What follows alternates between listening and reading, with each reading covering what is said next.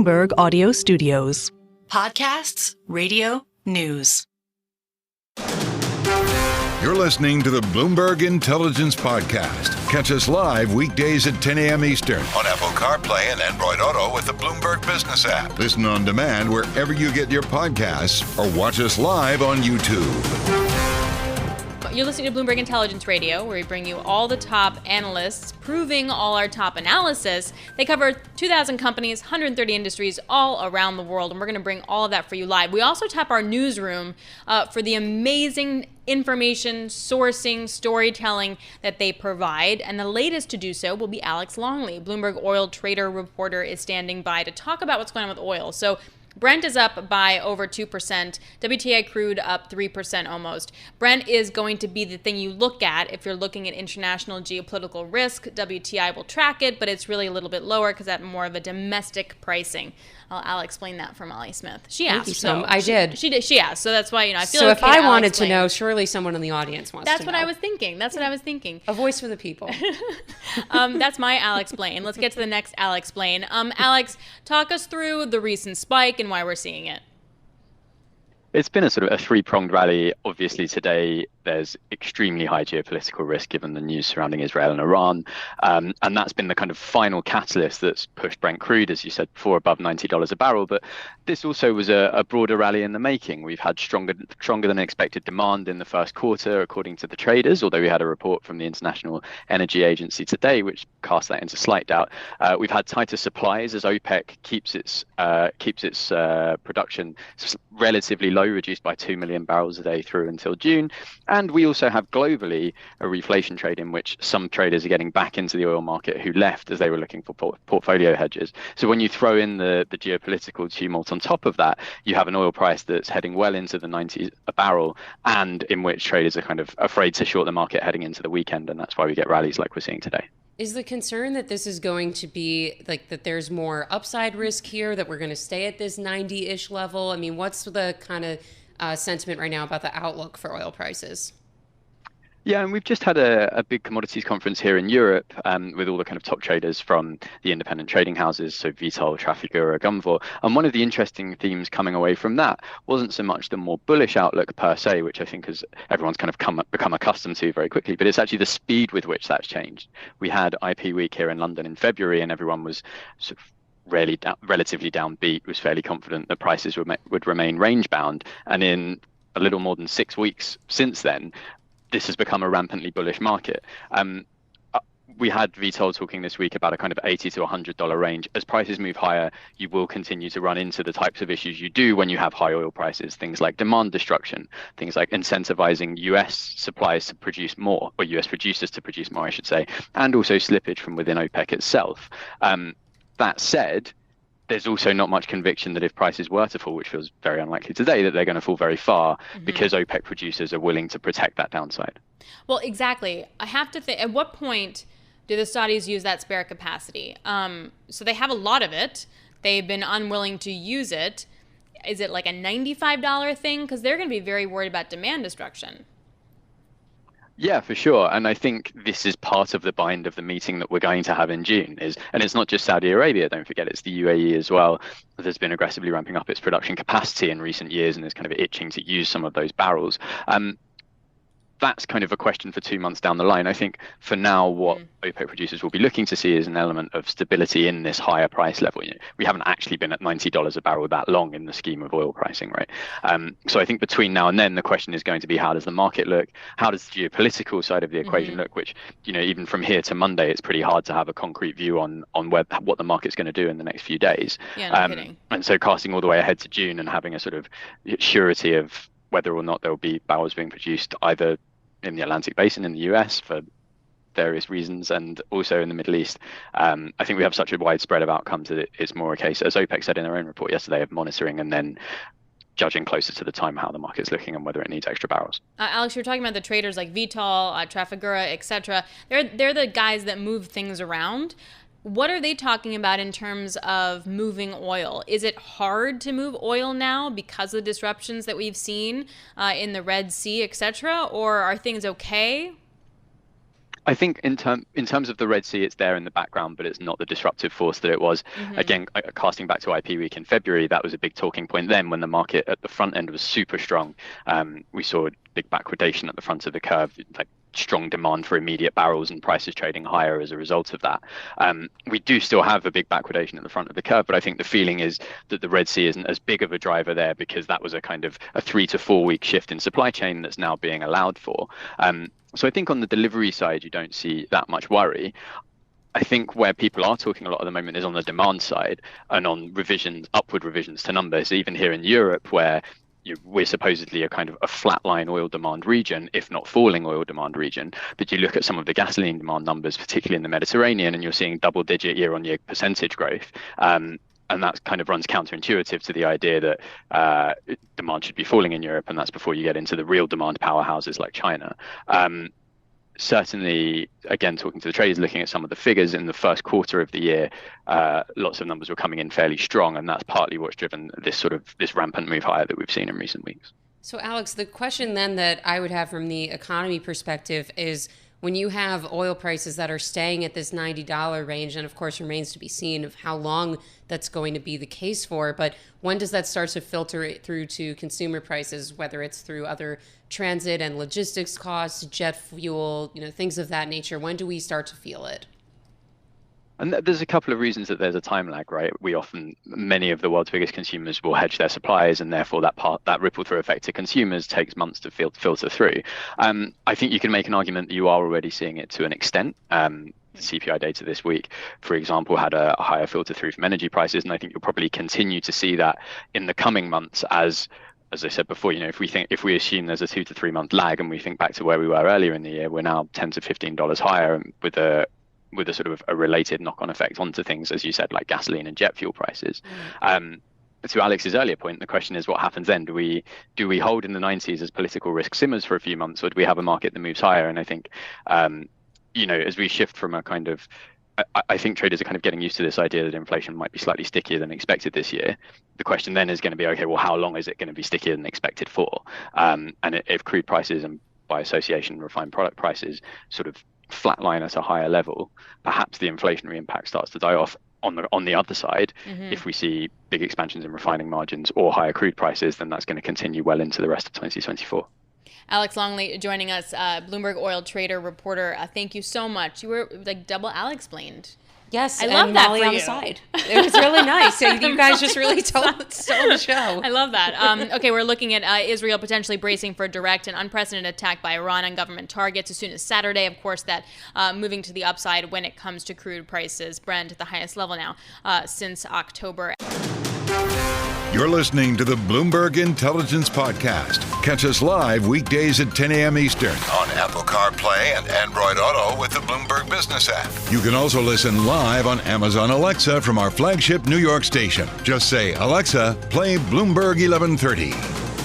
Molly Smith in with me up for the next 2 hours. I've never anchored with you before, but I'm really looking forward to it. Yeah, we've got such a treat. I'm so excited, especially our first guest coming right out of the University of Michigan, where I normally would be writing up this report, but we get to talk to Joanne Hsu herself today. That's why we love this. So not only do we give you all the great analysts, but we also bring you instant analysis with the data that crosses at the 10 o'clock hour. So the University of Michigan sentiment coming in a bit lighter. Current conditions also a bit lighter. Expectations, get where I'm going, a bit lighter. And 1 year and 5 to 10 year inflation expectations, guess what? A bit higher. So let's get more to it with Joanne Hsu. She heads up all the data here from University of Michigan. She is University of Michigan Surveys of Consumer Director. All right, Joanne, great to chat with you. What did you make? What's your takeaway? Essentially, consumers didn't really see any sort of changes in the economy, not just in this month, but actually since January. Their income expectations, labor market expectations, their views of their personal finances, everything has been remarkably stable since January. The one exception is this month, there was a slight uptick in inflation expectations. Consistent with what we saw in the CPI report earlier this week, consumers have internalized that information and bumped up their expectations for inflation accordingly. Joanne, how much of this is due to rising gasoline prices versus broader inflation? It is partially to do with higher gas prices, but typically gas prices tend to affect sentiment more than they affect inflation expectations alone. So, I think consumers are very much reserving judgment about the medium and longer term trajectory of the economy. A lot of them are mentioning uncertainty over the election. So they are taking some signal from gas prices, but they have noticed that this inflation slowdown has decelerated, and they're not terribly pleased with the pace of disinflation. Walk us through the great stuff that you guys do of Democrats versus Republicans. Is the sentiment sort of on the same wavelength for both?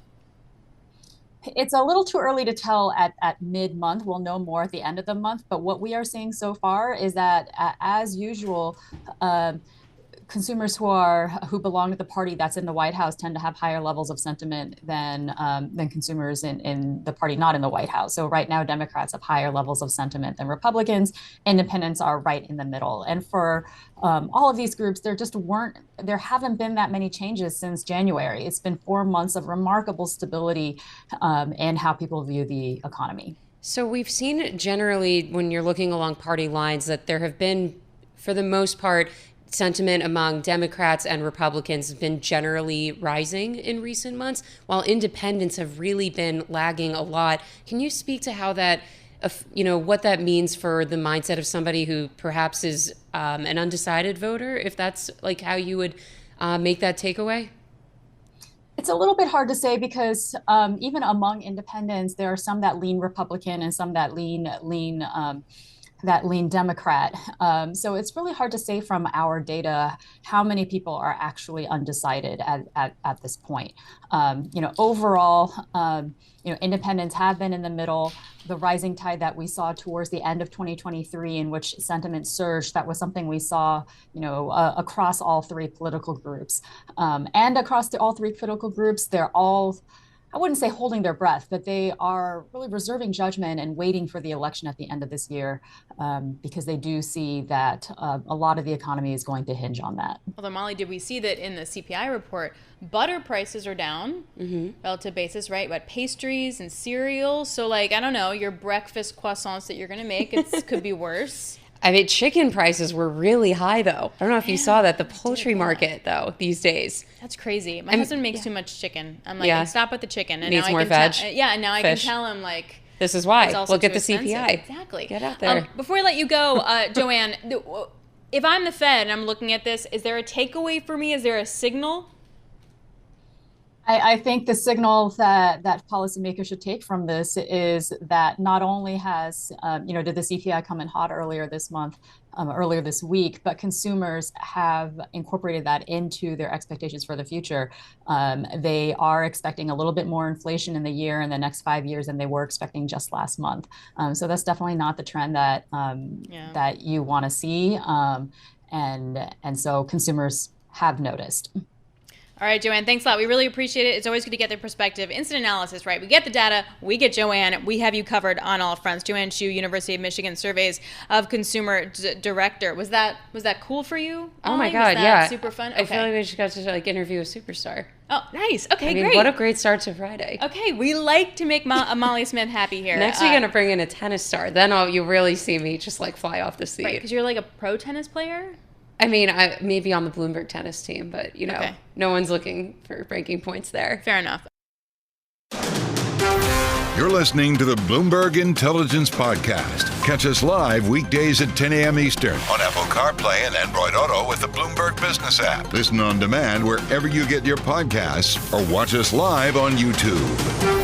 So let's get to the other part of the market today, and that's what's happening with banks. So JP Morgan is down by almost 5%, Wells Fargo is up by 0.1%, and Citigroup now down by about 0.3%. Granted, it's a tough tape. It's definitely sort of going to a safe haven, flight to safety. You don't want to take on that equity risk into the weekend. But nonetheless, let's dig through what we learned here. There is literally no other person that you want to talk to but Alison Williams, Bloomberg Intelligence Senior Analyst, Global Banks and Asset Managers. She joins us now. All right, Alison, okay, two questions. Is there a macro takeaway for me? And if not, what is the takeaway? So there is a macro takeaway, which is positive, which is the fact that credit costs are coming in much better than expected. And that's because the reserve builds are either coming in lower than expected, such as at Citigroup, and we actually got releases at JP Morgan and Wells Fargo. Meaning things may not be as bad as maybe Meaning we that thought. their outlook, right? So the reserves are really all about what they expect for losses. They're meant to look at losses over the life of the loan. What we've seen over the past, year or so is just a change, I think, in the weighting of the scenario. So moving more towards an expectation for the Goldilocks type of scenario versus the expectations for a recession. JP Morgan is trading down today clearly on the net interest income guidance disappointment. I would make the point that they have beat net interest income and raised guidance for several quarters in a row.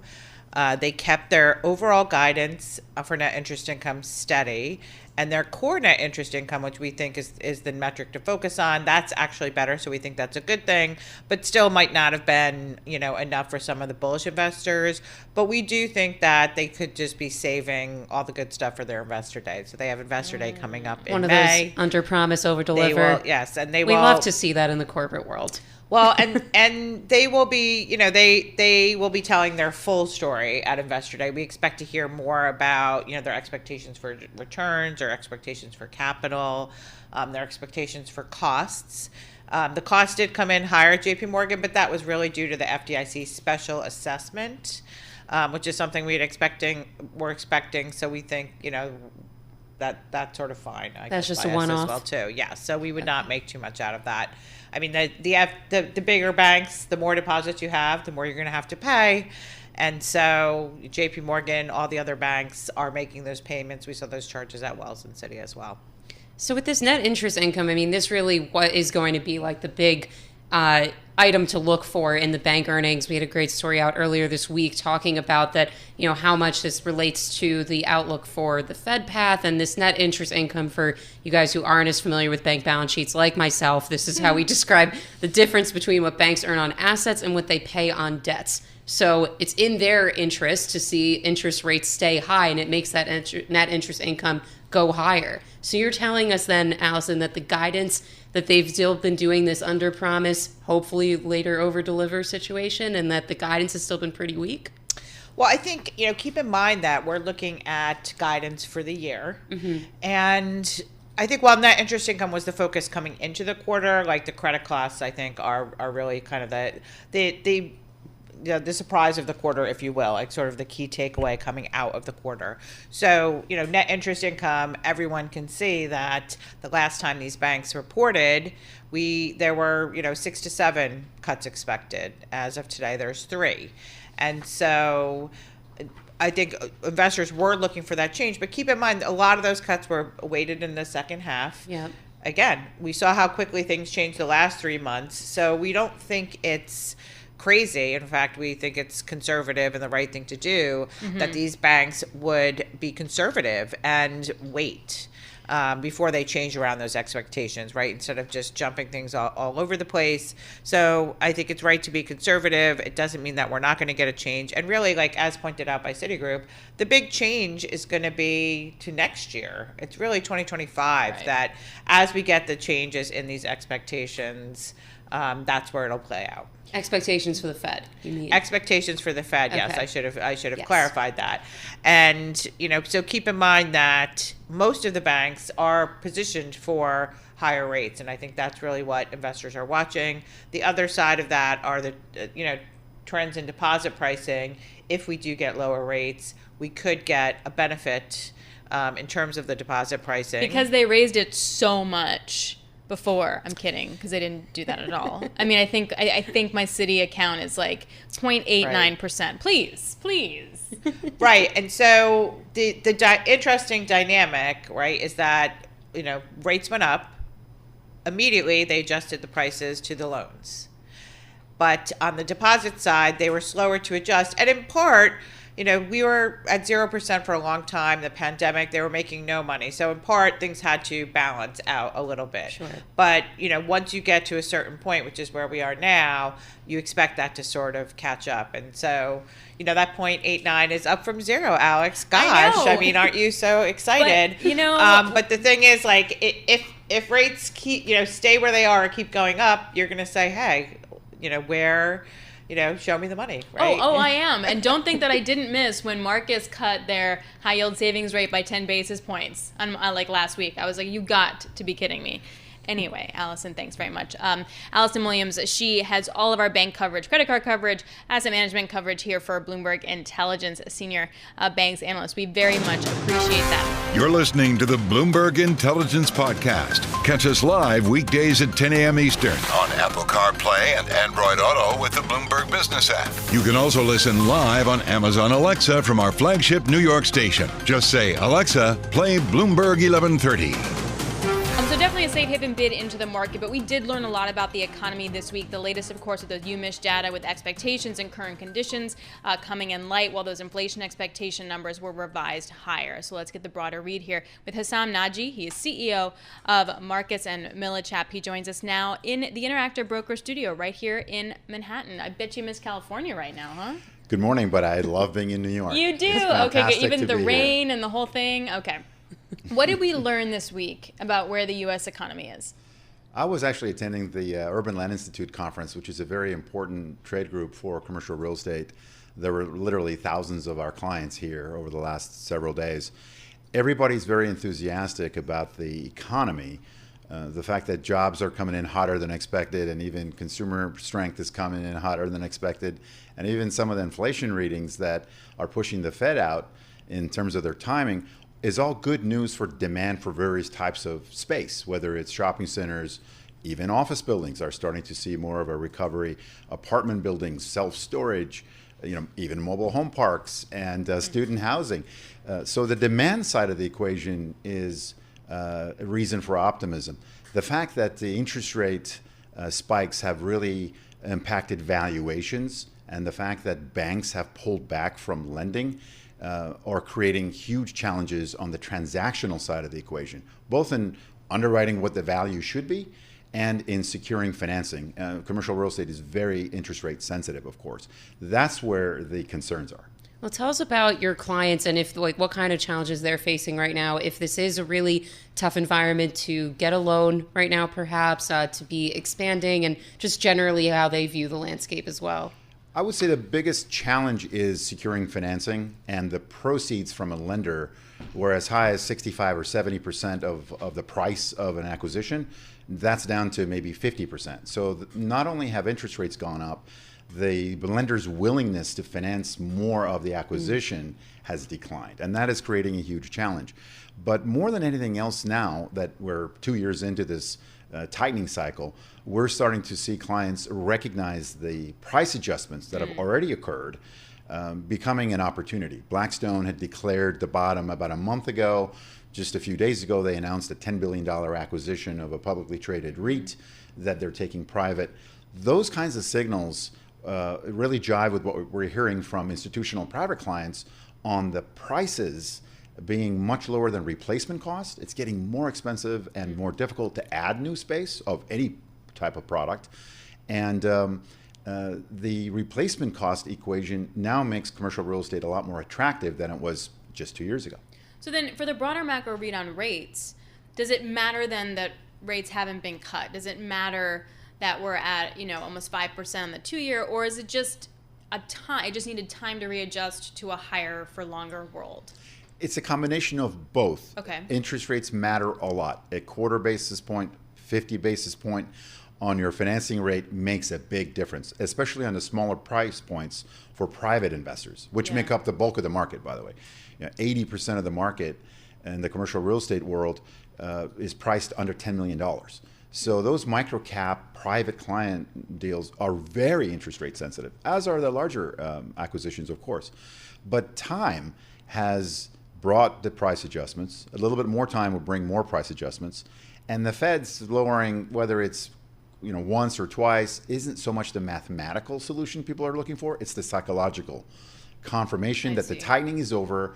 We're going to start to get out of a restrictive zone, which is where the Fed has had us. I don't think they want to keep us in that restrictive zone a minute longer than they have to. But unfortunately, inflation is proving to be sticky, and the timeline keeps getting pushed out.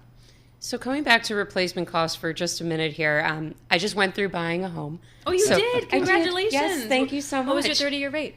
There was thankfully no mortgage on this, but Oh, there dang. is. Congratulations. Thank you so much. That's but amazing. when I was going through this process, so obviously this is on the residential side, but when I think of replacement costs, I'm just thinking of, man, going through getting an insurance policy and how much more expensive that was, thinking of all of how these costs are rising for both the material and labors. God forbid you should ever need this policy to help you. So tell us if that's also what you're seeing on the commercial side in terms of insuring some of these properties too.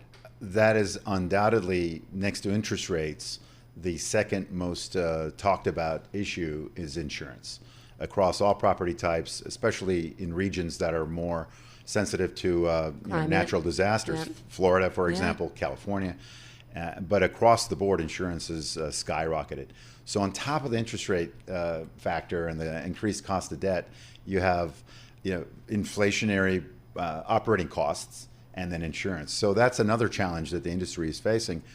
But I have to tell you, your strategy of paying all cash Brilliant. and then putting financing on it later is very commonly used, especially by private investors that now see opportunity to buy what they want to buy and at the right price point, and then figure out the financing a little bit down the road. And we're seeing a lot of short-term financing solutions with astute investors that know that interest rates are going to come in at some point, and they don't want to sort of tie up their financing for much longer than they have to in order to take advantage of rates coming in at some point. I suppose I am an astute investor then, in some way. She's like, I didn't mean it like that, but okay, that sounds great. It seems that you are. No, but then yes, absolutely. Like, because then you have it free clear, right? And then when you need it, you have the ability to, and you can wait until we get down to 3 if you need. Yeah, more hope. Again, this idea being that this will be an if rather than, or rather, sorry, it's going to be a question of when rather than an if. Right. Yes, so that's got to be something that you guys are looking at now too, of just like counting, biding your time of like, is it 2 cuts this year? Is it 3, 1, 0? Again, is it this year? Is it next? We expect 2 cuts. Okay. Even back in October, November of last year, when people were talking about 4 to 6 cuts, we never bought into that. The economy was too strong, inflation was too high, and so far that has proven to be accurate. But again, it's more of a psychological factor than it is a mathematical factor. What I think is really important to also keep in mind is that as we move forward into the next cycle, the tax advantages of owning commercial real estate, especially through direct ownership, don't get talked about enough. As an asset class, not only do you have an adjusting price point, you have a strong economy. Hopefully the economy won't get so weak to justify even more of a sort of a reduction in rates than we expect. The fact that the economy is holding up is good news. And you combine a strong economy with the tax benefits and adjusted pricing, I think the next cycle is actually going to be pretty robust for commercial real estate. Before I let you go, Wells Fargo also had lower commercial real estate charge-offs, predominantly in the office portfolio that they had. So do we feel really confident that we've hit the bottom? I absolutely feel strongly that we've hit the bottom. And how long do we kind of bounce along there? That depends on the psychological factor of the Fed and how well the economy holds up. But I will say that there is more room to go on the price adjustments. We're saying anything that's basically readjusted in valuations since March of 2022 by anywhere from 15% on the low end, 25% on the higher end, getting multiple offers from very aggressive buyers. There's record capital on the sideline waiting to come back into the market. And as we get clarity on the distress not being a wave of fire sales by banks, which I don't anticipate will happen, that's another reason why capital will come back into the marketplace. Time. You just need time. I feel like we heard a lot about that over the last few years. And we're like, no, we're journalists. We need data now. But we just ended up needing the time for that. All right. Thank you so much. We really appreciate it. Thanks for having me. Hessam Nadji joining us. He's CEO of Marcus and Millichap. You're listening to the Bloomberg Intelligence Podcast. Catch us live weekdays at 10 a.m. Eastern on Apple CarPlay and Android Auto with the Bloomberg Business app. You can also listen live on Amazon Alexa from our flagship New York station. Just say, Alexa, play Bloomberg 1130. This is Bloomberg Intelligence Intelligence Radio, where we give you all the news, all the analysis with our great Bloomberg Intelligence team. They cover 2,000 companies and 130 industries all around the world. We also like to bring you kind of boots on the ground scenario with some CEOs that sort of are in the trenches. They do the stuff. They know the things on a deep level. And one of those companies that we want to focus on is Generac. It's basically a generator company, but it's going to be so much more than that in the world of the energy transition. It is an $8 billion company. The stock is down by about 1.5% today, but it's a tough tape. Previously, it has been on a tear. It's an interesting company. It's a leading global energy technology company that provides backup and prime power products and energy storage. And if you follow the energy transition like I do, you know stuff like this is key to making all of this work. Well, the CEO joins us now in studio. Aaron Jagdfeld is the CEO of Generac, and he joins us in the Bloomberg Interactive studio. Thank you for being here, Aaron. Really appreciate it. Thanks for having me. So on a basic question, when we look for the energy transition, so as we look to decarbonize, where do you sit in that journey? Yeah, so there's a lot of things to unpack even in that statement. Right? I know. That's why I asked it. The transition itself, right? Is it grid 1.0 to 2.0? We like to refer to it as old grid to new grid. Mm-hmm. And so the challenges that grid operators and utilities face today is being compounded by the fact that we're retiring on the sources side. We're retiring a lot of the traditional thermal assets like coal plants and gas plants in favor of renewable, which is great, but those are intermittent sources. So a lot more difficult to plan for and not available, as by the very nature of the word intermittent, not available all the time. And then on the demand side, we are seeing inflection points in demand. After decades of relative kind of flatness in energy demand, we're now seeing increases in demand with EV adoption. We're seeing, of course, AI with data center build-outs, cryptocurrency mining. And so the pressure that's being put on grid operators and utilities is creating a situation where it's manifesting itself in poorer reliability. So as Americans, we're experiencing more and more hours in the dark every year. So on average, about 8 hours a year. And that's the average. So our products and our company have been serving this need, the need for resiliency, for a long time for homeowners and business owners. And so where we sit today is those products are in high demand and have been over the last several decades. And we're now starting to look at some of the other trends that are manifesting from the macro theme here of a new grid. And it's really going to be focused on cost. I think the untold story here going forward, and we're starting to see evidence of it in certain markets like California, where energy prices, electricity prices have really skyrocketed. In the US, they've gone up about 50% over the last 2 decades.